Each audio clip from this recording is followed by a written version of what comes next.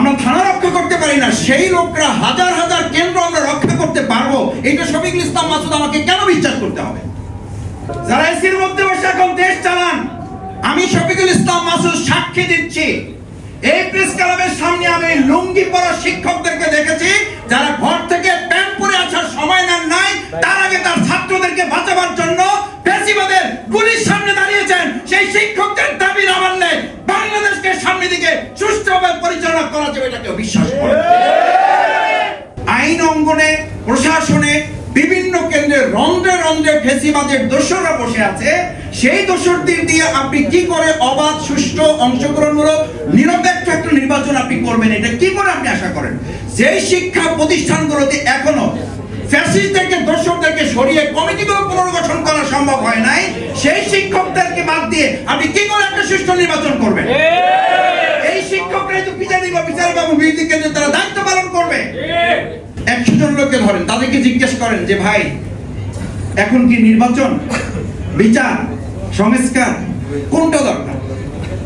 আপনি 100 জন লোকের মধ্যে থেকে যেইটা আপনার পছন্দ হয়, আপনি খুব সিম্পলি দল মতের উঠতে উঠে 100 জন লোককে জিজ্ঞেস করেন, ওই 100 জন লোকের অন্তত 70 জন লোক যদি এটা না বলে যে আমাদের এখন দরকার নির্বাচনের চেয়ে বিচার এবং সংস্কার, এটা যদি না বলে তাহলে আমাদের কথা আমরা শুধু প্রত্যাহার করবো না, যা শাস্তি দেবে এই জাতি আমরা তা মাথা পেতে না।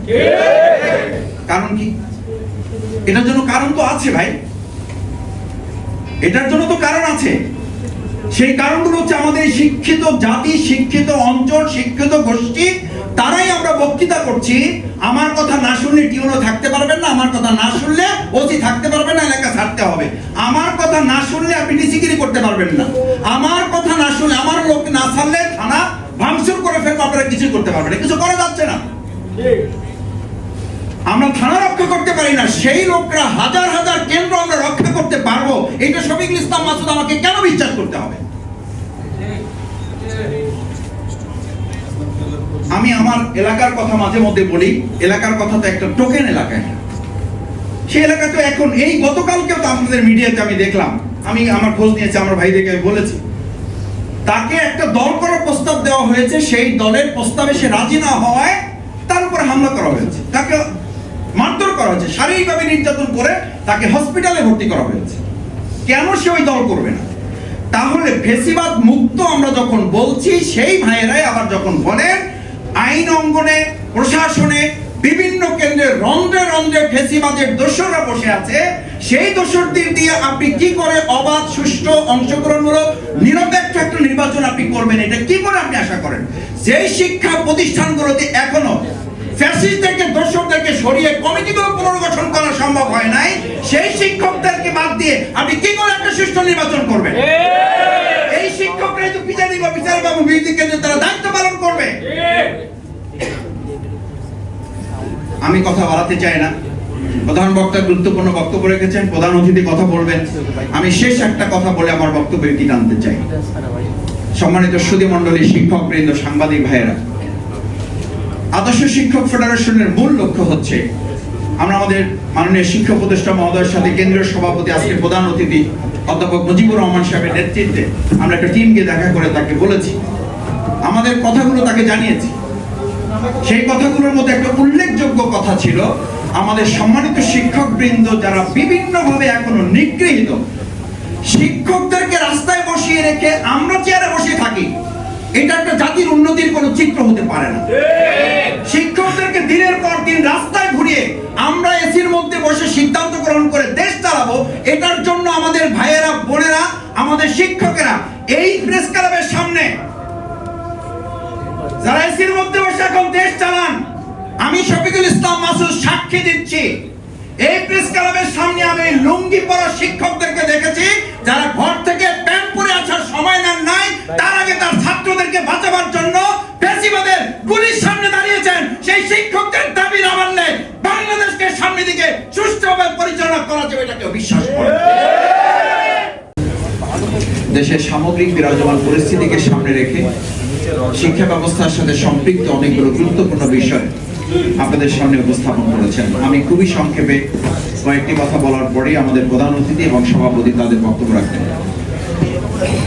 সম্মানিত শিক্ষকবৃন্দ, আমরা ছাত্র জীবনে একটা সেন্টেন্স মুখস্থ করেছি, শিক্ষা জাতির মেরুদণ্ড। বিশ্ববিদ্যালয়ে পড়াকালীন সময় শিক্ষকরা আমাদেরকে বলছিলেন এটা একটু কারেকশন করতে হবে। আমরা বলতাম যে স্যার এটা তো কারেকশন করে ঠিক করা হয়েছে, বলছেন এটা কারেকশন লাগবে।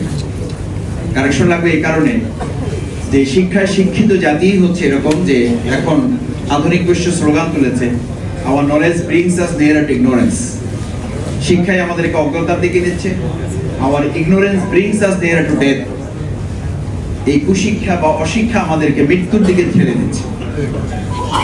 সে কারণে শিক্ষাই জাতির মেরুদণ্ড, এটার সাথে যোগ করতে হবে আদর্শ শিক্ষাই জাতির মেরুদণ্ড। না থাকার কারণে যা হচ্ছে, না থাকার কারণে আমরা এখন বিয়ের পদ্ধতি বুঝতে পারি না, আমি বুঝতে পারি না, সেটা জাতির উপরে চাপিয়ে দিচ্ছি, এটা আরেকটা শিক্ষার উপরে অত্যাচার।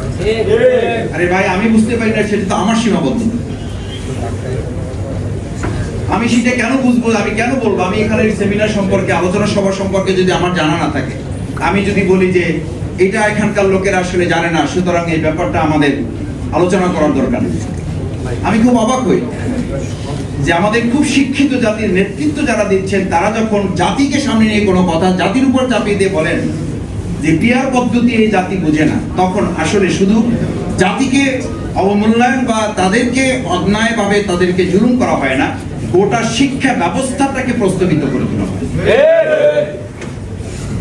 দ্বিতীয় কথা হচ্ছে, আমি এই প্রসঙ্গগুলো এই জন্য বলছি, দেখেন আমরা স্থানীয় সরকার নির্বাচনের কথা বলি, কেউ কেউ মনে করেন যে এই স্থানীয় সরকার নির্বাচন বলার মধ্য দিয়ে আমরা নাকি নির্বাচনকে প্রলম্বিত করার একটা ষড়যন্ত্র কেউ কেউ এর মধ্যে দেখেন বা গন্ধের মধ্যে বোঝেন।